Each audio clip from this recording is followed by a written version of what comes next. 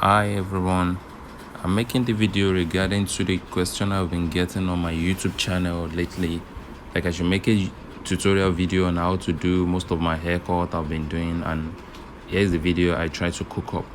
Please watch, subscribe, and remember to make a comment section on that in case you have any question you want to ask me. Here we go.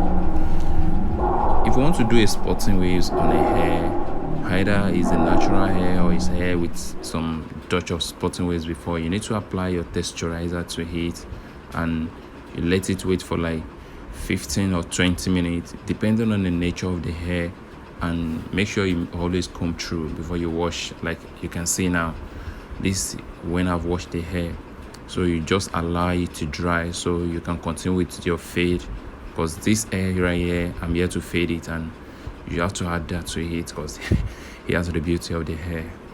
Let's go. So I'm still trying to wait for the hair to dry hair. Yeah, I'm using this one to waste some time, and here we go.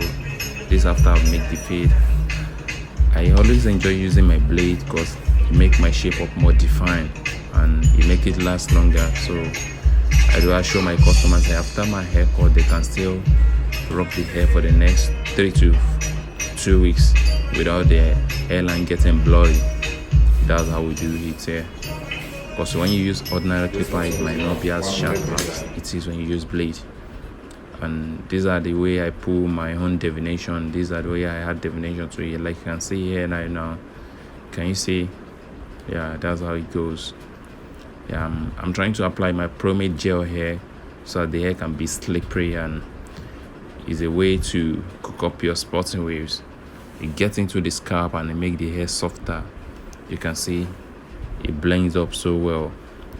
Yeah, and for the aftershave, I like to use my denim aftershave after the shape up to avoid irritation and any razor bumps out.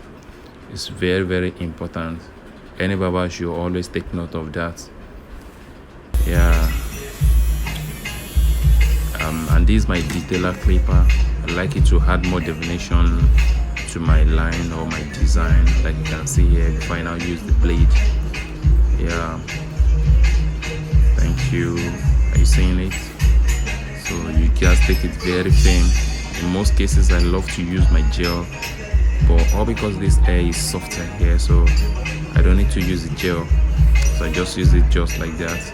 But when it comes to the case of hair that are very hard, you need to apply a gel. I'll show you how to use that gel in my forthcoming video. Thank you for watching, and please subscribe.